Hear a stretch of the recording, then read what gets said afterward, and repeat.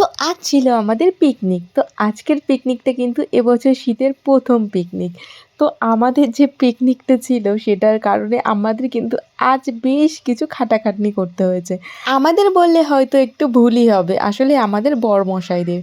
তো ভেবেছিলাম আজকে একটু চিকেন তান্দুরি করব, কিন্তু কিসের মধ্যে যে পোড়াবো সেটারই ঠিক ঠিকানা ছিল না। ওই কারণে আমার বরমশাই আর এদিকে দীপুদা দুজনে মিলে কিন্তু সারাদিন ঘুরে একটি ভাঙাচোরা দোকান থেকে এই জিনিসটি কিনে এনেছিল, তার সাথে কিনে এনেছিল এই নেট, আর তার সাথে ছিল এই যে কাঠকয়লা। আসলে সেরকমভাবে কোনোদিন তো করিনি, ওই কারণে আজ ফার্স্ট টাইম। তো যাই হোক, আমি আর দীপি ততক্ষণে এখানে কিন্তু ম্যারিনেশনটা করে নিচ্ছিলাম।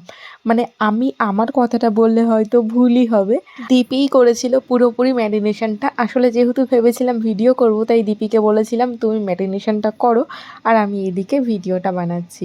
যদিও একটু একটু টুকটাক কাটাকুটি করে দিয়েছিলাম, তবুও ওটাকে কোনো কাজ বললে বলা চলে না। তো আজকের পিকনিক বেশি জনের না, ছিল খুবই অল্প জনের।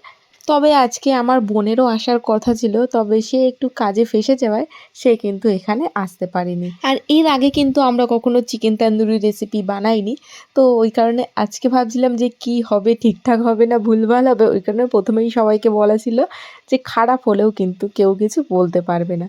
তবে হ্যাঁ, কেউ কিন্তু খারাপ বলতে পারিনি। তো এই যে দেখো কাঠকয়লা ওরা বেচারা এতক্ষণ ধরে ভেঙে ভেঙে এই সবে জ্বালিয়েছে। আর এই যে আমাদের এই দুই মেন শেফ আর আমাদের তোজো, চিনি আর ওদিকে আয়ুষ, তিনজনে মিলেই কিন্তু আজকে প্রচুর মজা করেছে।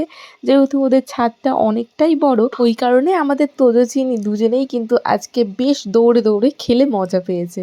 তো ওদিকে এখন বাটার মেল্ট করতে বসিয়ে দেওয়া হয়েছে। এইবারে এক এক করে চলে যাচ্ছে সবকটা চিকেন এই আজের ওপরে।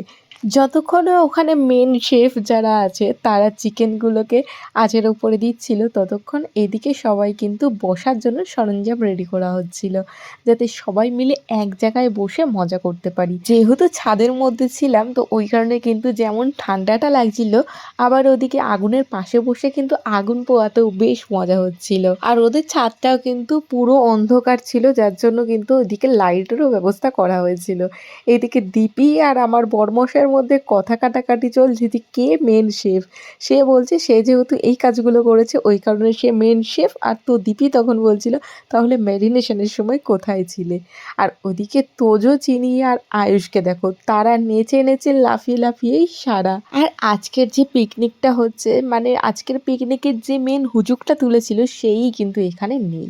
মানে আমার বোনই কিন্তু এই পিকনিকের হুজুগটা তুলেছিল, দিয়ে লাস্ট পর্যন্ত সে নিজেই কিন্তু আসতে পারেনি। আর এই যে চিকেনটা এই সময় যখন পোড়ানো হচ্ছে, গন্ধটা এত সুন্দর আসছিল যে কি আর বলবো। তো রেডি হয়ে গেছে আমাদের chicken tandoori. First time try করলেও খেতে কিন্তু বেশ দারুণ হয়েছিল।